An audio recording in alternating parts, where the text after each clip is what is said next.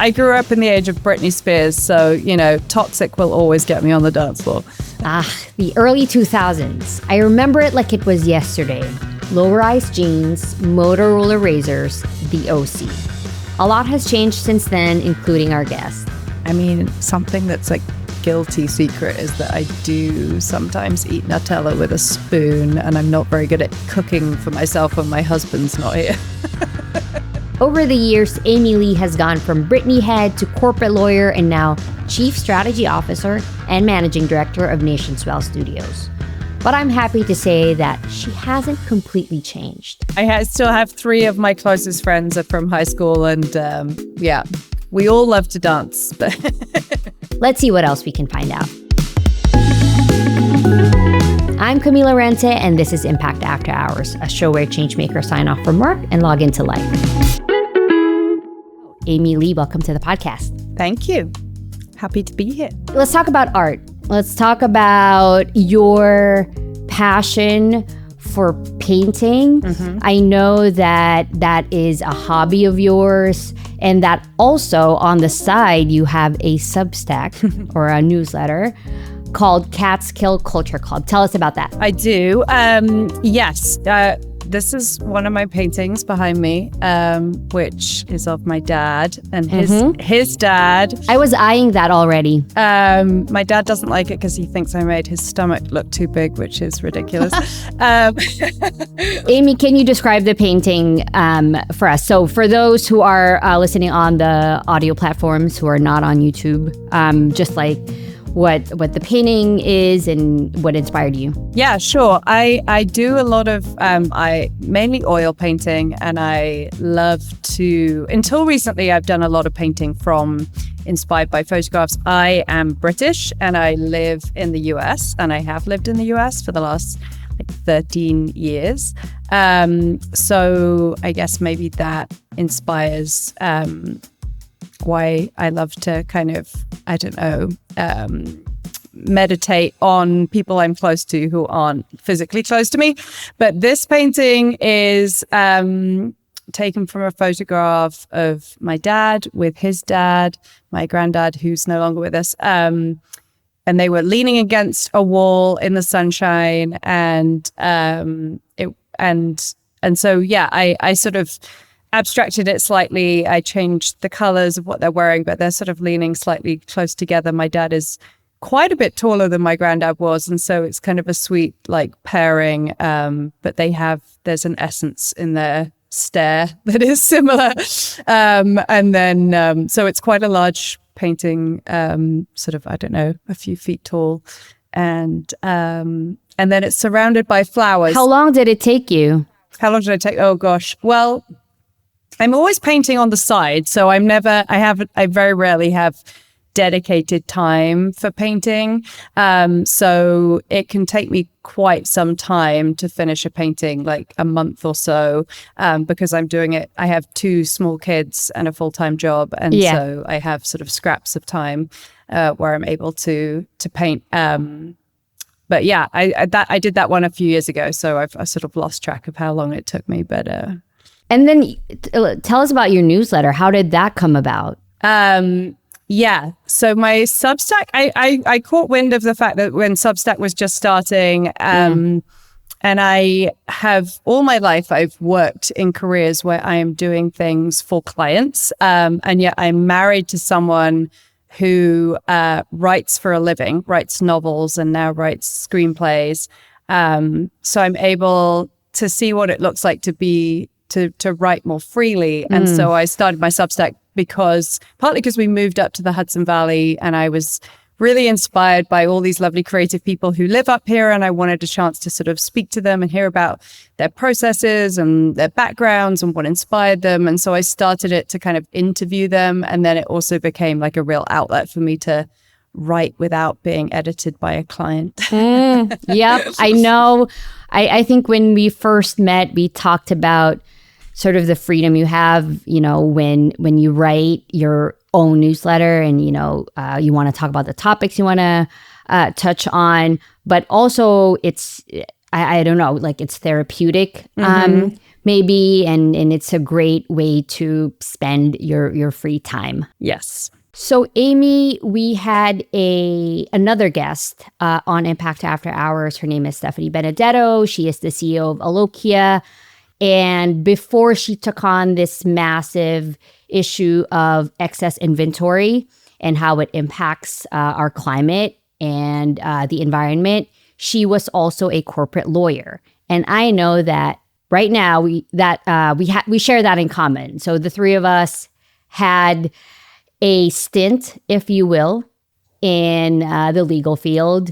What do you think is a skill that you acquired during your time as a lawyer that you brought to your current role at NationSwell? Yeah, it's a great question. I started my career in this law firm in London. It's a global law firm. It was pretty intense. I was there for about 6 years. And I think that experience taught me a lot of things. I also acquired lots of friends and lifelong connections, including my husband. And it taught me lots about sort of law, obviously, but I think more than anything, it taught me about two things. One is the context of how the world works, like how money moves, which is very useful for any job, but it's useful when you're like thinking about how do companies operate and what decision making kind of levers do you need to pull when you're thinking about social impact? Because I've seen the very sort of like hard and fast commercial side of how private equity and companies work, because I ended up being in the banking department. And the other thing is it taught me what really intense hard work looks like sleeping at your desk and being on call the whole time, and like how I didn't want to live my life or treat my team as I grew up in the world of work. So now that you are a social impact strategist, you worked in different fields before this, but now that this is your profession and it's something that you have dedicated your life to, what do you think people get wrong about social impact? Well, I think honestly, a lot of people don't really understand what that means. Yes, 100%. I think. So I think the biggest thing that people get wrong about it, especially when I'm describing what I do, is I find that usually people understand more when I say I advise and I help philanthropists. People sort of can grasp hold of that more easily. I think when you get into the space of social impact within companies, a lot of people who are outside of this industry have very little insight into what that means. And so the fact that there is an entire industry of people helping, support that profession, which is what we do at NationSwell, is remote for folks. So I think I think one of the jobs to do is just to continue this push to help understand, the role that social impact plays in the workplace and in our economy as a whole, because there's very few people who I think intimately understand what goes into that. Definitely. And I actually just read an article, I think it was just published in the Chronicle of Philanthropy, about how we have defaulted to sort of this jargony, very fancy way of talking about impact, when what we should actually be doing is trying to connect with people and what their needs are and how to speak to them plainly. Right. So that we actually really send the message that we want to convey. Exactly. Yeah. I mean, I think it's hard for people to understand all the different players, but ultimately it comes down to, helping communities get what they need, helping the planet survive and thrive. That's what the whole sort of industry is about. Yeah. And if you are thinking of really talking to your audience and not at them, I feel like this is a crucial, maybe blind spot for some of us working in the industry. You need to know how to, again, as I mentioned, convey that message in less technical terms. You really have to break down the information, because otherwise, if they don't understand the concept or they don't understand the issue, then they won't be able to get behind it, right? So I think, but I would say that we promised our listeners that we would get to know who Amy is outside of the day job and your profession. So I would love to play a game with you, Amy, of a lightning round of seemingly random questions. Are you ready to play? Okay, sure. Which is better, board games, card games, or video games?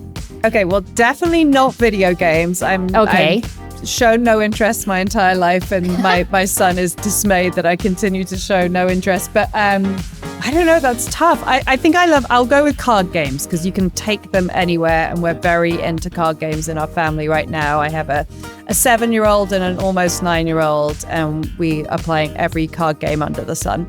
Okay, I was going to ask about your absolute favorite.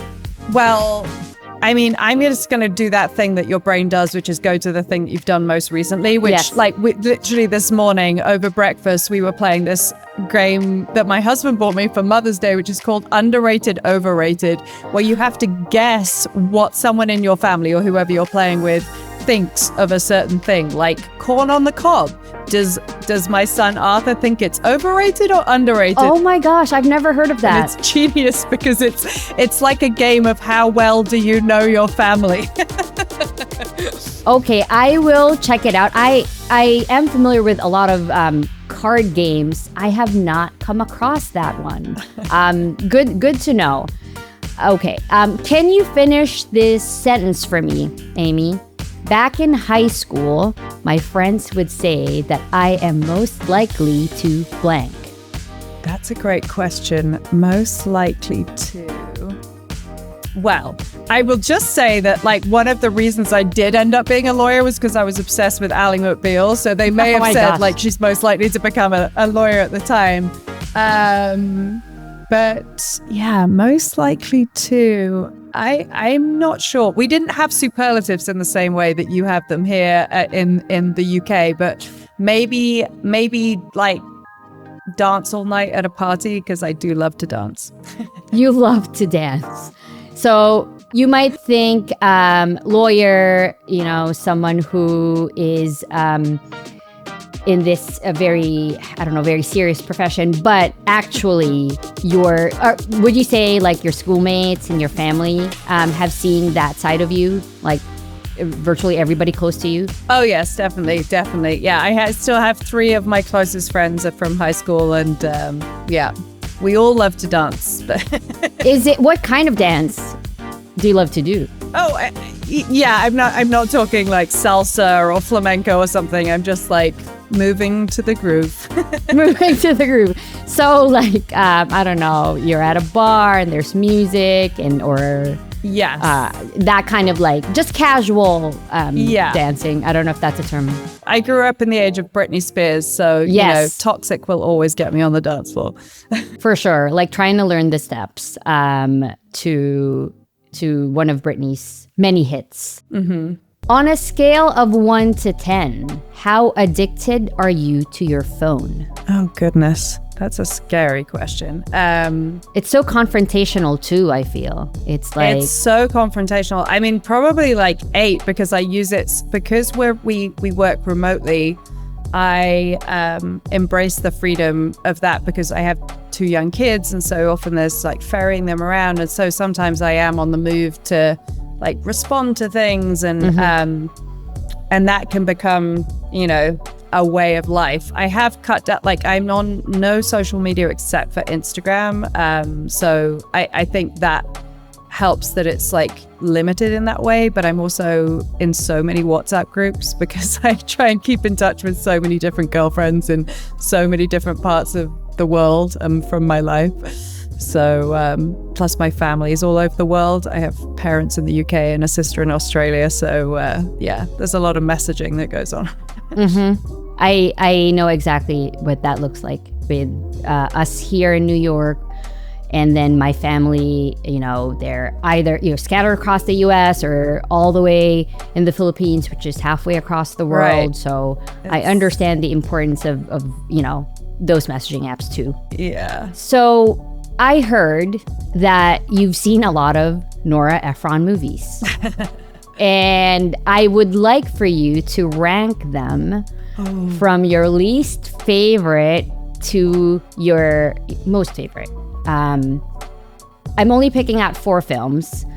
So Sleepless in Seattle, Bewitched, When Harry Met Sally, and You've Got Mail. Okay. Oh wow, this is hard. So this is from most favorite to least favorite, or start with the least favorite? Let's start with the least favorite. Bewitched. Mm-hmm. And then You've Got Mail, and then Sleepless in Seattle, and then When Harry Met Sally, because I'm basic and that is the best movie ever made. And with your top answer, I assume that you've been to Catskill in the Lower East Side in New York, just because it has become such an iconic restaurant because of that movie. I mean, of course. Yeah. Of course. Although no one can get through that amount of meat. Yep. They do have a big Reuben sandwich.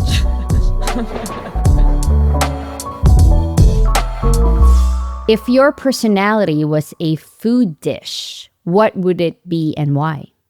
What's the equivalent? What's the food equivalent of an Aries? Oh my gosh, I am not that.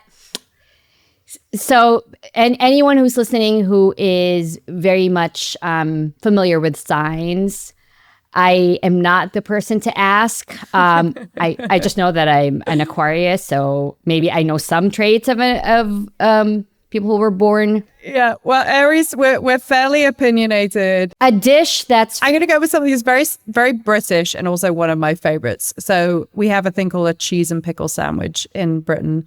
Cheddar cheese, Branston pickle with a little bit of salad on white bread. So, I can get along with most people, but I have a little kick to me. And cheddar is sharp as a cheese. So I do have that side to me. Okay, so when was the last time you laughed out loud? Oh my goodness. I mean, I do like to laugh. And my kids make me laugh every day. My daughter is a real ham. She's like such a goofball and she does voices. It's like having Kristen Wiig in a tiny, tiny person living with you. She makes me laugh out loud. A tiny Kristen Wiig. I can imagine the characters. Mm-hmm. Does she improv a little bit? Yeah. Oh yeah. She improvs. Yeah. Yeah. She's got it all going on. Maybe SNL is her path, actually. Yeah. Your kids seem really talented and have a bright future ahead of them. Well, I would think that, yeah. What's something people would be surprised to learn about you? Good question. What would be surprising about me? I mean, something that's a guilty secret is that I do sometimes eat Nutella with a spoon, and I'm not very good at cooking for myself when my husband's not here. I love that secret and that you shared that and spilled that here. My husband gets slightly annoyed, but it is in a very even-keeled, like still, kind way whenever I have these little habits of exactly, using a spoon, to scoop out like peanut butter or Nutella, as you said. Sometimes you got to have a girl dinner. Yeah, exactly. Like, let's not overthink everything because we do that on a daily basis. So we have come to the end, Amy. I learned a lot about you, but I'm curious to know, what is your go-to after hours media? what have you been watching, listening to, or reading lately? You have a ton of books. We do. Well, yes, as I mentioned, my husband is a writer, so he's written some of these books, and we also and he used to work in publishing, so we have a lot of books. Well, I recently listened to the podcast and then watched the show of Dying to Sex with Michelle Williams, and thought that show was brilliant, and she's brilliant, and so is Jenny Slate, and all the women who wrote that show. And I am reading a book called Long Island Compromise by Taffy something. And that is also very amusing and great writing. Amy, so I was in a bookshop over the weekend, and I did see Long Island Compromise, and I was going to pick it up, but I already had like 3 books that I was going to buy. It's a big one. It's heavy. It is. But I'm curious. So because you mentioned it, that might be my next one. Yeah. The 2 books I picked up are called The Inheritance and Park Avenue. Because I love Succession, the series. I absolutely loved it, like everyone, like most people. So it has that like Succession-esque kind of plot line. I'm already halfway through The Inheritance, and I've been loving it. Amazing. Before I let you go, Amy, is there anything big that's coming up for you? Anything that you're working on that you want to share with our listeners? There's a lot going on. I'm very sort of proud and inspired by we have a few collaboratives going on at NationSwell, one around collective wealth building, one around place-based impact. I love being part of those and getting to talk to all the experts involved and help sort of like advance that work. And we have a big summit event coming up in the fall, and so we're already planning for that and looking forward to that. And then personally, I am going to Europe next week for a little break to see some old friends and see my parents as well. Oh my gosh. So you do have a ton coming up. And well, the latter, the last thing that you mentioned, which is your upcoming vacation, I think hopefully this conversation is a great segue into what you're about to do and experience in the next couple of weeks. I hope you get a good reset and you get to relax. Being in this field, we know that it does put a stress on your body, your mind, and your health. So I really hope you get the vacation you deserve, Amy.